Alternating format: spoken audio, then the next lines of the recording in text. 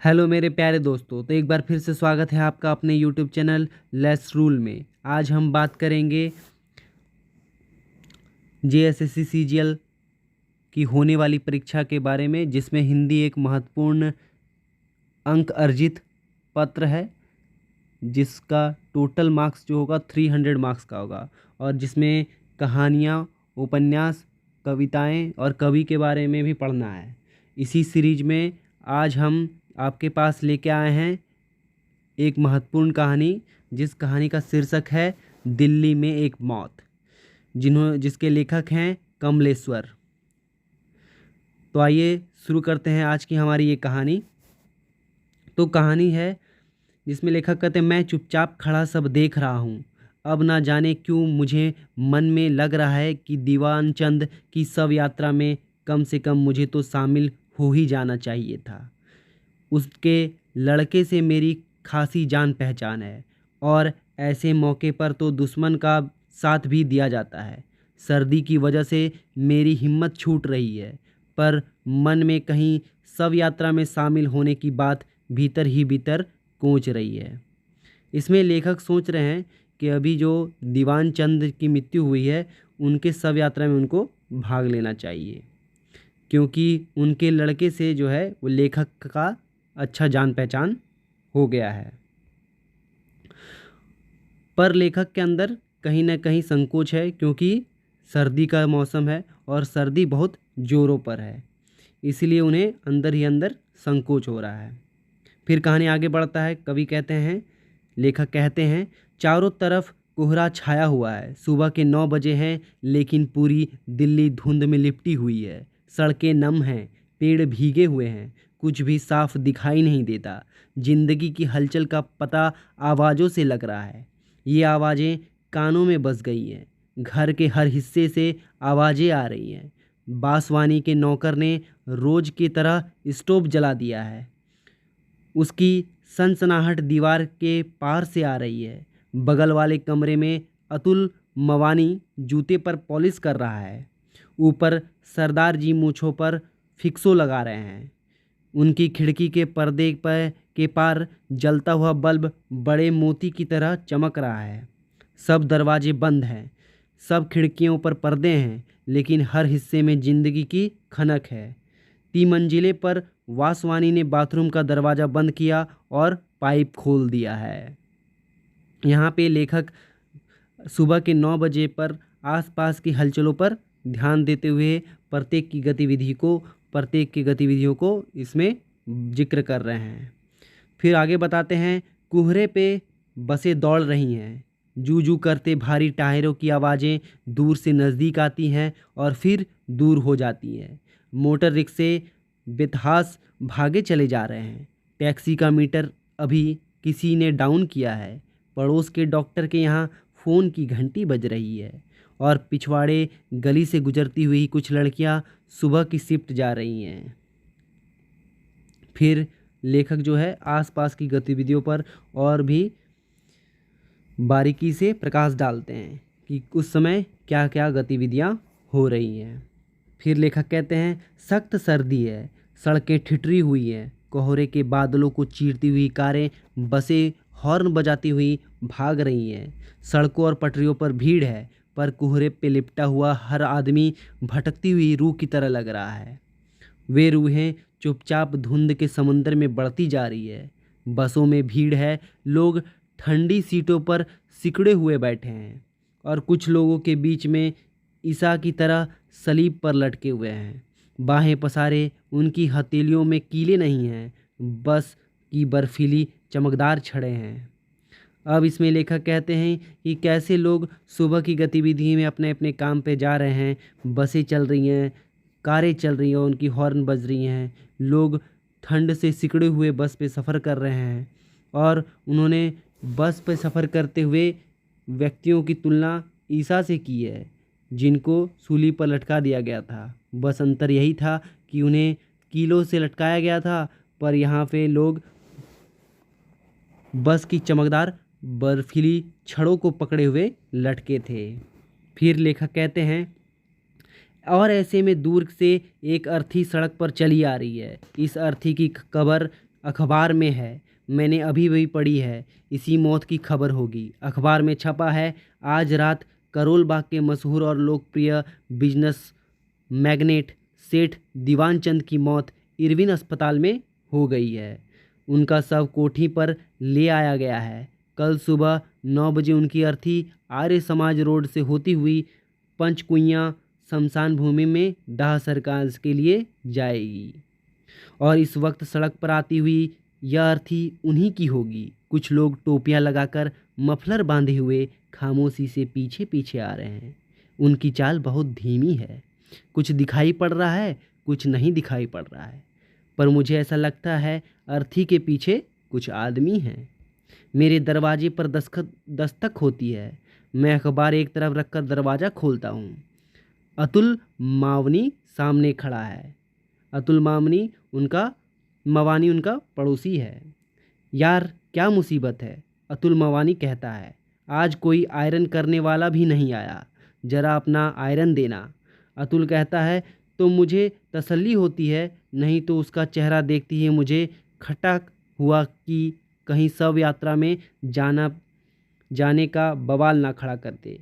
मैं उसे फ़ौरन आयरन दे देता हूँ और निश्चिंत हो जाता हूँ कि अतुल अब अपनी पैंट पर लोहा करेगा और दूतावासों के चक्कर काटने के लिए निकल जाएगा। फिर कभी सोचता है, जब से मैंने अखबार में सेठ दीवान चंद की मौत की खबर पढ़ी थी, मुझे हर क्षण यही खटक रहा था कि कहीं कोई आकर इस सर्दी में शव के साथ जाने की बात ना कह दे। बिल्डिंग के सभी लोग उनसे परिचित थे और सभी शरीफ दुनियादार आदमी थे। तभी दरवाजे का नौकर जीने से भड़बड़ाता हुआ आया। दरवाज़ा खोलकर बाहर जाने लगा। अपने मन और सहारा देने के लिए मैंने उसे पुकारा, धर्मा कहाँ जा रहा है? लेखक ने धर्मा को पुकारा और पूछा कि धर्मा कहाँ जा रहे हो तुम? सरदार जी के लिए मक्खन लेने, उसने वहीं से जवाब दिया। तो लगे हाथों लपक कर मैंने भी अपनी सिगरेट मंगवाने के लिए उसे पैसा थमा दिया। तो लेखक क्या करते हैं, जो धर्मा है, जो सरदार जी के लिए मक्खन लाने जा रहा था, उसे सिगरेट लाने के लिए कह दिया। सरदार जी नाश्ते के लिए मक्खन मंगवा रहे हैं, इसका मतलब वे भी शव यात्रा में शामिल नहीं हो रहे हैं। मुझे कुछ और राहत मिली। अब अतुल मवानी और सरदार जी का इरादा शव यात्रा में जाने का नहीं है, तो मेरा कोई सवाल ही नहीं उठता। इन दोनों का वासवानी परिवार का ही सेठ दीवान चंद के यहाँ ज़्यादा आना जाना था। मेरा तो 4-5 बार ही मुलाकात भर थी। अगर ये लोग शामिल नहीं हो रहे हैं तो मेरा सवाल ही नहीं उठता। अब क्या होता है, लेखक के मन में उनके आसपास के लोगों के बर्ताव और हरकतों से ये राहत मिलती है कि उनके आसपास के पड़ोसी भी शव यात्रा में नहीं जा रहे हैं और वो अपने आप को इसी बातों से समझा रहे होते हैं कि उन्हें भी जाने की ज़रूरत नहीं है। फिर वो देखते हैं सामने बारजे पर मुझे मिसेस बासवानी दिखाई पड़ती है।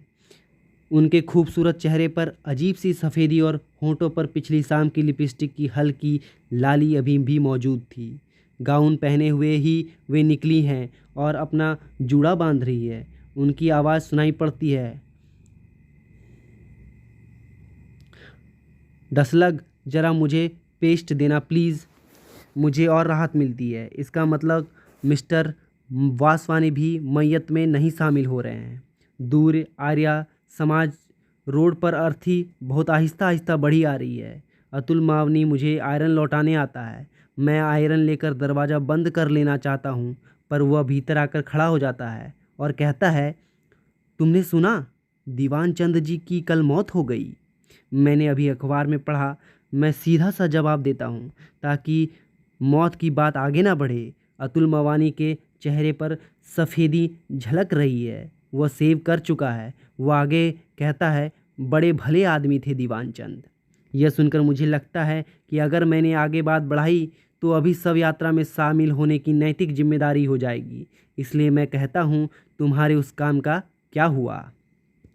बस मशीन आने भर की देरी है, आते ही अपना कमीशन तो खड़ा हो जाएगा। अभी क्या लेखक अतुल मवानी को बातों में उलझा देते हैं और उनके काम के बारे में पूछने लगते हैं कि उनका काम का क्या हुआ। इसमें अतुल मवानी जवाब देता है, मशीन आने भर की देरी है और जैसे मशीन आएगा तो उसका कमीशन खड़ा हो जाएगा। यह कमीशन का काम भी बड़ा बेहुदा है, पर किया क्या जाए। अतुल मवानी कहता है, 8-10 मशीनें मेरे थ्रू निकल गई तो मैं अपना बिजनेस शुरू कर दूंगा। अतुल मवानी कह रहा है, भाई शुरू में जब मैं यहाँ आया था तो दीवान चंद जी ने बड़ी मदद की थी मेरी। उन्हीं की वजह से कुछ काम धाम मिल गया था, लोग बहुत मानते थे उन्हें। फिर दीवान जी का नाम सुनते ही मेरे कान खड़े हो जाते हैं। तभी खिड़की से सरदार जी सिर निकाल कर पूछने लगते हैं, मिस्टर मवानी कितने बजे चलना है? वक्त तो 9 बजे का था, शायद सर्दी और कोहरे की वजह से कुछ देर हो जाए। वह कह रहा है, मुझे लगता है यह बात शव यात्रा के बारे में ही है। अब एक बार लेखक फिर से असमंजस में पड़ते हैं जब सरदार जी ने मवानी को चलने के लिए कहा कि भैया तुम कितने बजे चल रहे हो। सरदार जी का नौकर धर्मा मुझे सिगरेट देकर जा चुका है, ऊपर मेज पर चाय लगा रहा है। तभी मिसेज बासवानी की आवाज़ पड़ती है, मेरे ख्याल से परमीला वहाँ ज़रूर पहुँचेगी। क्यों डसलग, पहुँचना तो चाहिए, तुम ज़रा जल्दी तैयार हो जाओ। कहते हुए मिस्टर बासवानी बारजे से गुजर रहे हैं। अतुल मुझे पूछ रहा है, शाम को कॉफ़ी हाउस की तरफ आना होगा। शायद चला आऊँ, कहते हुए मैं कंबल लपेट लेता हूँ और वापस अपने कमरे में चला जाता हूँ। लेखक वापस अपने कमरे में चले आते हैं। आधे मिनट बाद ही आवाज़ फिर से आती है, भाई बिजली आ रही है? मैं जवाब देता हूँ, हाँ आ रही है। मैं जानता हूँ कि वह इलेक्ट्रिक रॉड से पानी गर्म कर रहा है, इसलिए उसने यह पूछा।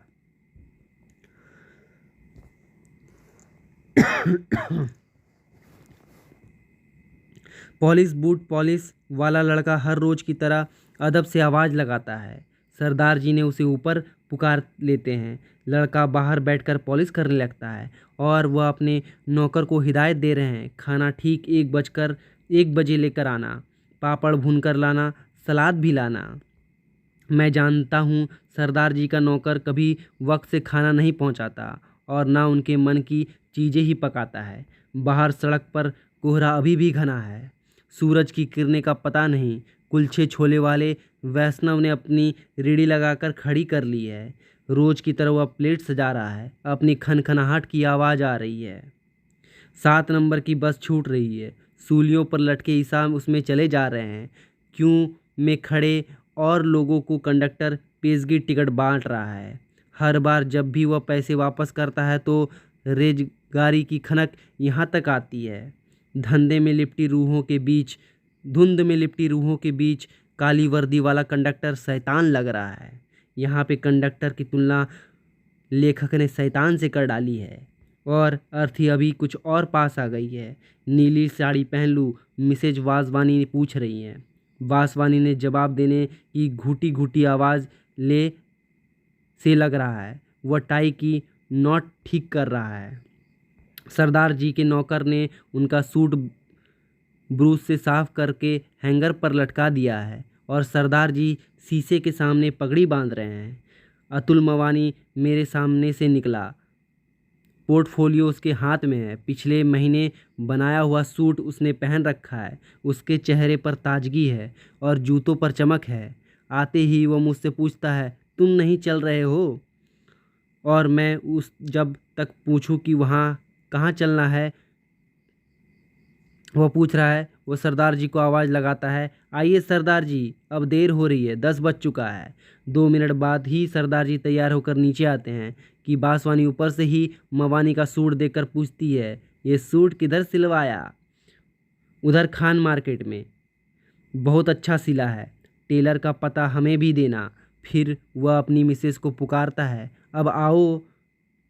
अब आ जाओ डियर। अच्छा मैं नीचे खड़ा हूँ, तुम आओ, कहता हुआ वह भी मवानी और सरदार जी के पास आ जाता है और सूट को हाथ लगाते हुए पूछता है, लाइनिंग इंडियन है, इंग्लिश बहुत अच्छा फिटिंग है। कहते हुए वह टेलर का पता डायरी में नोट करता है। मिसेस मवानी बराजे पर दिखाई पड़ती है। अर्थी अब सड़क पर ठीक मेरे कमरे के नीचे है। उसके साथ कुछ एक आदमी है। एक दो कारें भी हैं जो धीरे धीरे रेंग रही हैं। लोग बातों में मशगूल हैं।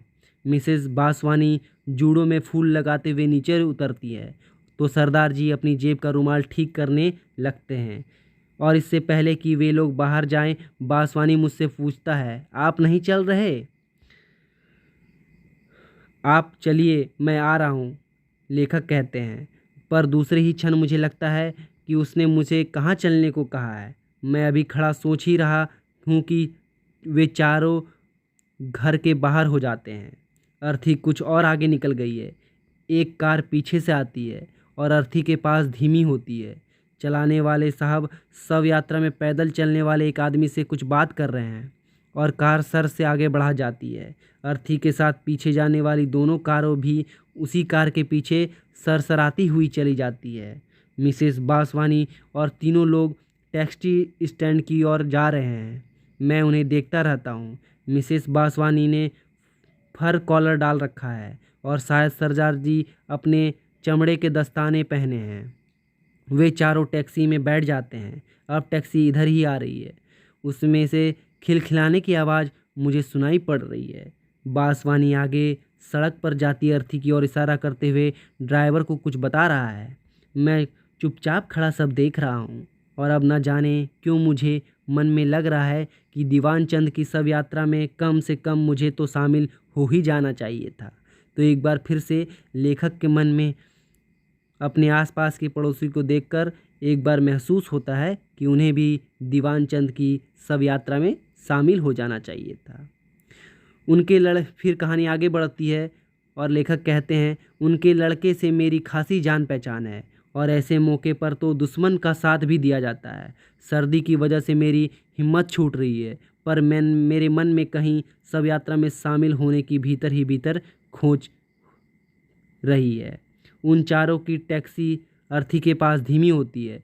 मवानी गर्दन निकालकर कुछ कहता है और दाहिने रास्ते काटते हुए टैक्सी आगे बढ़ जाती है।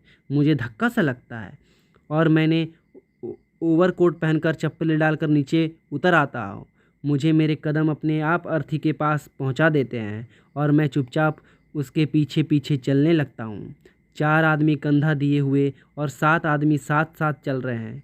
7वां मैं हूँ और मैं सोच रहा हूँ कि आदमी के मरते ही कितना फ़र्क पड़ जाता है। पिछले साल ही दीवान चंद ने अपनी लड़की की शादी की थी तो हज़ारों की भीड़ थी। कोठी के बाहर कारों की लाइनें लगी हुई थी। मैं अर्थी के साथ साथ लिंक रोड पर पहुँच चुका हूँ। अगले मोड़ पर ही पंचकुइयाँ शमशान भूमि है जो